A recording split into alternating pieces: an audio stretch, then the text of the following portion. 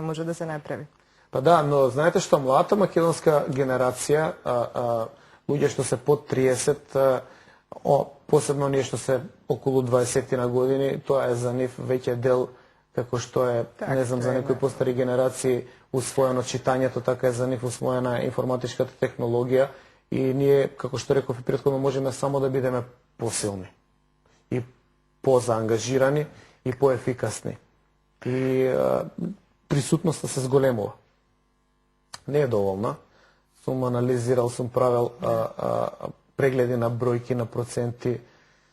Знаете, има карактеристични зборови се ставаат на видеата и се проверува при тражењето, при барањето се проверува што дава резултатот. Например, ставате карактеристичен збор за некое видео Македонија. И потоа проверувате колку видеа има Македонија.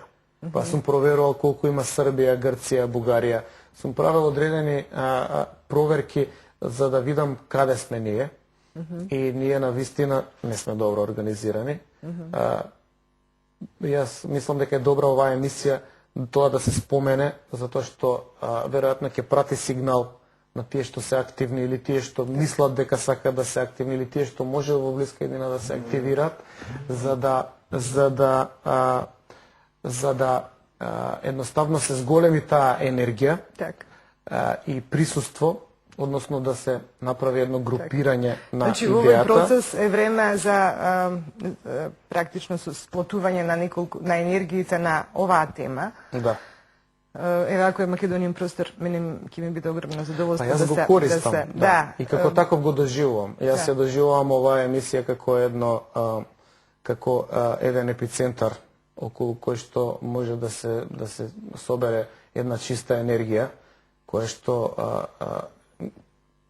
ќе се породи од различни луѓе, од секакви луѓе, од секакви македонци, од едни македонци, кои што ќе најдат начин својата атомизираност, која што не сум сигурен дека е случајна. Значи, таа атомизираност ќе ја надминат со усогласување на својата енергија. Тоа е, знаете, како онаа Рубиковата коцка, со многу делчиња во неа. Како што ја вртите, ако знаете како треба да ја свртите, се усогласуваат боите. И на крај можете и да ја решите. Не може секој да ја реши. Но ако се усогласуваат боите, не во смисол на догматизирање на нашата реалност, односно создавање на еден колективитет во кој што некој нешто ќе кажува, туку да се собере таа иста енергија, која што може биде многу силна, практично и оваа емисија на компатибилни атоми. Да, ќе создаде, ќе ја побуди таа енергија која што е заспана, недоволно канализирана, а ја има. Знаете, има овдека луѓе со многу енергија, со многу ентузијазам, со многу способности, со многу голема упатеност во работите, со многу умешно разбирање на состојбите, кои што можат да помагаат.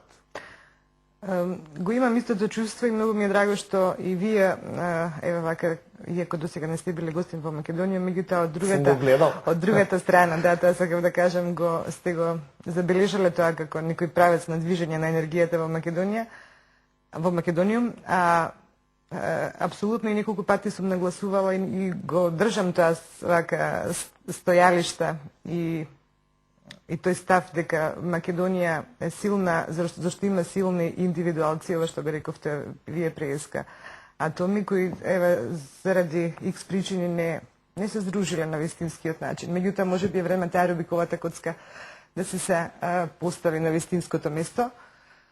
И она што е најважно, таа енергија практично да се надгради врз една база на над дневно актуелна политика, над СДС, ВМРО или не знам која партија, над вакви, такви или онакви избори, туку значи за една повисока цел Македонија која мора да биде над сето тоа. Време е за вториот блок на реклами, па се враќаме.